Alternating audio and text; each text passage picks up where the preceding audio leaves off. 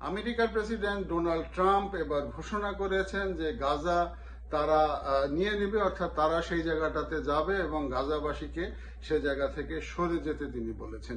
তিনি খুবই তার ভাষায় একটি মানবিক ব্যাপার বলেছেন। তিনি বলেছেন যে গাজা নিরাপদ না, গাজা সেফ না, এবং হয়তো তিনি ইঙ্গিত দিয়েছেন যে তারা যদি আবারও সে জায়গায় থাকে তাহলে আবারও হামলা হতে পারে, তাই তাদেরকে সে জায়গা থেকে সরে যেতে বলেছেন।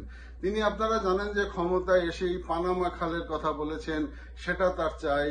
তিনি কানাডাকে বলেছেন কানাডা তাদের স্টেট হয়ে যাও, কিন্তু এখনো কানাডা স্টেট তো হয়নি, বরং তার কানাডার কাছে তার একটি বড় ধরনের কূটনৈতিক এবং রাজনৈতিক পরাজয় হয়েছে। রাজনৈতিক পরাজয় হয়েছে, তিনি কিছুই করতে পারেননি। এখন তিনি আবার পানামার দিকে চোখ দিয়েছেন, যেটা আগে থেকেই বলছিলেন, কিন্তু গাজার কথা তিনি তার ইলেকশনের আগে পরে বলেননি, এখন তিনি বলছেন। তিনি বলছেন যে গাজা স্ট্রিপ যেটা রয়েছে, গাজা উপত্যকা, সে জায়গাটা অস্বাস্থ্যকর, সে জায়গাটা সেফ না, সে জায়গাটা আবার ধ্বংস হয়ে যেতে পারে। সে কারণে তিনি তাদেরকে জর্ডান এবং মিশরে চলে যাওয়ার কথা বলেছেন। এবং সেখানে আপনারা জানেন যে প্রায় 2 মিলিয়ন লোক, অর্থাৎ প্রায় 20 লক্ষ লোক বসবাস করে, এবং 20 লক্ষ লোককে তিনি জর্ডান এবং মিশর চলে যাওয়ার একটি তিনি ফতোয়া দিয়েছেন।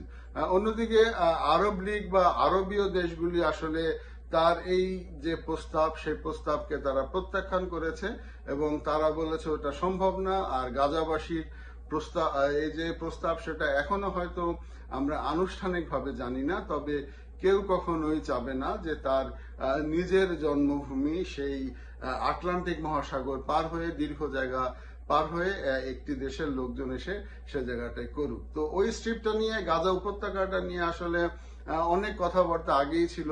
শোনা যায় যে ডোনাল্ড ট্রাম্পের পরিবারের কেউ একজন সেই জায়গাটায় সে একটি টুরিস্ট স্পট করতে চায়, এই ধরনের কথাবার্তাও কিন্তু বাজারে চালু রয়েছে।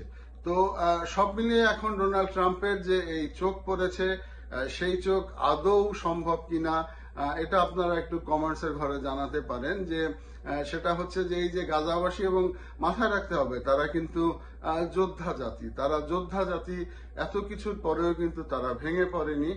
হাজার হাজার মানুষ প্রাণ দিয়েছে, কিন্তু তারপরেও কিন্তু গাজার লোকজন তারা এক মুহূর্তের জন্য কিন্তু তারা কাউকে কিন্তু ছাড় দেয়নি। তো এটা অবশ্যই আগামীতে বিশ্ব রাজনীতিতে একটি বড় ধরনের চ্যালেঞ্জ হয়ে দাঁড়াবে, এবং আরব বিশ্ব থেকে শুরু করে যে অন্যান্য মুসলিম দেশগুলির জন্য এটি একটি চ্যালেঞ্জ হয়ে দাঁড়াবে। কারণ গাজা উপত্যকায় যদি একবার আমেরিকা চলে আসে, তাহলে তাদের আরব বিশ্বে কিন্তু আরো তাদের ফুটপ্রিন্ট পড়ার সম্ভাবনা রয়েছে, সেটা আরব বিশ্ব অবশ্যই ভাবছে। তো যাই হোক, এই মুহূর্তে আসলে ডোনাল্ড ট্রাম্পের ঝড়ে লন্ডভন্ড অনেক কিছুই, তিনি বলেন অনেক কিছুই, কিন্তু শেষ পর্যন্ত বাস্তবায়ন করা এটা কিন্তু অতটা সহজ নয়। তিনি চলেন হচ্ছে গিয়ে সাধারণ মানুষের কথা আদৌ শোনেন কিনা, কিছু সংখ্যক ব্যবসায়ীর কথা তিনি শুনে এই ধরনের কথাবার্তা বলছেন, কিন্তু বাস্তবতা এবং ব্যবসায়িকদের দৃষ্টিকোণ থেকে একটি জিনিস দেখা, এ দুটির মধ্যে যথেষ্ট পার্থক্য রয়েছে। আমরা চাই পৃথিবীর প্রত্যেকটা দেশ, প্রত্যেকটা জাতি তার সেই সিদ্ধান্ত নিক, সে করবে, সবারই স্বাধীনতা বজায় থাকুক এই পৃথিবীতে। ধন্যবাদ সবাইকে, দেখা হবে। আসসালামু আলাইকুম।